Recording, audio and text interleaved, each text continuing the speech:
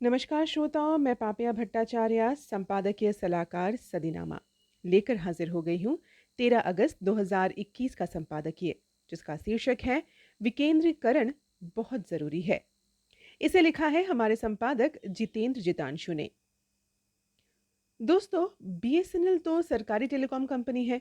हमें पता है उसकी सर्विस ठीक नहीं है। पता है हमें कि एयर इंडिया तो सरकारी है, उसमें सुविधाएं अच्छी नहीं हैं। ये तो बस एक उदाहरण है। ऐसे पता नहीं कितने ही सरकारी संस्थाएं हैं जिनकी सर्विस सही नहीं है। लेकिन इसके पीछे ऐसा क्या है जो ये संस्थाएं कई सालों से काम कर रही हैं? एक एक करके समझते हैं। सरकारी कंपनियों के कर्मचारी जानते हैं कि उनकी सर्विस ठीक नहीं है, लेकिन इससे उन्हें क्या ही दिक्कत होगी? ज्यादा से ज्यादा दोषी अफसर का तबादला हो जाएगा, बस।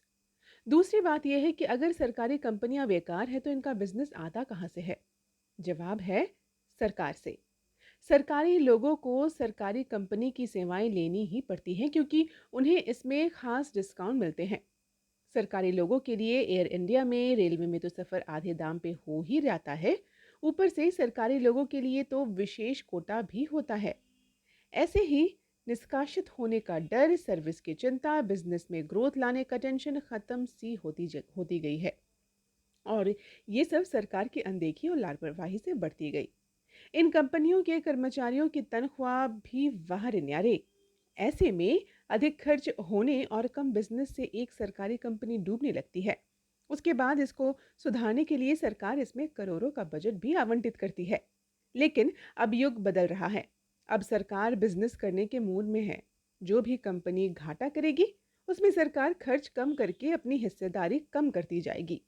कंपनी में प्राइवेट इन्वेस्टमेंट का जोर आएगा और इससे कंपनी के कर्मचारियों को पर और दबाव बनेगा। इससे जुड़ी है आज की संपादकीय।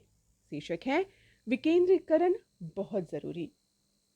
पिछले 3 दशकों के दौरान आमदनी के पिरामिड के सबसे निचले स्तर के लोगों की आशंकाओं को खारिज करने की परंपरा सी बन गई है। इस वर्ग से जुड़ी आशंकाओं को निराधार, अतार्किक और जानकारी के अभाव से पैदा हुई असुरक्षा कहकर खारिज किया जाता है। ऐसा लगता है कि अर्थव्यवस्था में सुधार की इस लहर में भारत भी पीछे नहीं रहना चाहता। तभी तो देश के वित्त मंत्री ने फरवरी महीने में देश के बड़े सार्वजनिक क्षेत्र के निजीकरण के बड़े कदम उठाने का ऐलान किया। निजीकरण के दायरे में देश की पहचान सरकारी एयरलाइन एयर इंडिया और कुप्रबंध के शिकार सरकारी बैंक शामिल है। ये उचित फैसला भले ही हो, लेकिन ऐसे कदमों को साहसिक नहीं कहा जा सकता, क्योंकि भारत से बाहर रहने वाले किसी भी इंसान के लिए सरकारी कंपनियों का निजीकरण अब पुरानी बात हो चुकी है। लेकिन ऐसा लगता है कि भारत की सरकार अभी भी संविधान में 1976 में संशोधन के जरिए डाले गए समाजवादी शब्द के बोझ के तले दबी हुई है। इसी वजह से भारत में सरकार का अर्थव्यवस्था में नई जान डालने के लिए खुलकर निजी पूंजी और प्रबंधन की अहमियत मानना ठीक वैसा ही है मानो चीन ने अपनी कम्युनिस्ट पार्टी से किनारा कर लिया हो। स्थानीय सरकारों में सुधार करके उन्हें प्रभावी और मजबूत बनाना एक ऐसा राजनीतिक सुधार है जिसका लंबे समय से इंतजार है। आज शहर और गांव दूर बैठी राज्य सरकारों की पूंछ बनकर रह गए हैं। जवाबदेही और कुशलता बढ़ाने के लिए धारदार प्रशासन को जनता के करीब लाना एक अहम शर्त है। जवाबदेही सुनिश्चित करना नियमित चुनाव और न्यायपालिका के जरिए नागरिकों पर निर्भर हो जाता है। स्थानीय स्तर पर अधिकतर और वित्तीय संसाधन देना भारत जैसे लोकतांत्रिक देश के लिए कुदरती विकल्प है। इससे आम जनता अर्थव्यवस्था के एक बड़े हिस्से पर नजदीकी नियंत्रण रख सकेगी।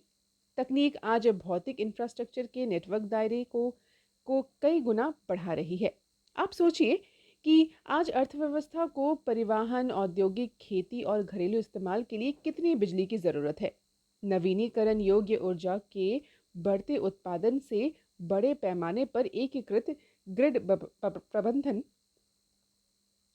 की ज़रूरत होगी, जिससे देर तक बिजली न गुल रहे।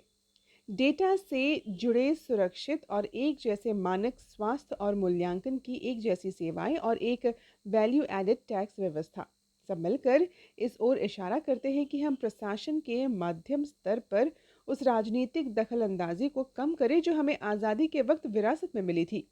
अगले 4 वर्षों के दौरान हमारे सामने इसका बड़ा मौका होगा। इस दौरान 27 राज्यों की विधानसभा के चुनाव होंगे। इनमें से 2 राज्यों के चुनाव तो 2024 के आम चुनावों के साथ होंगे।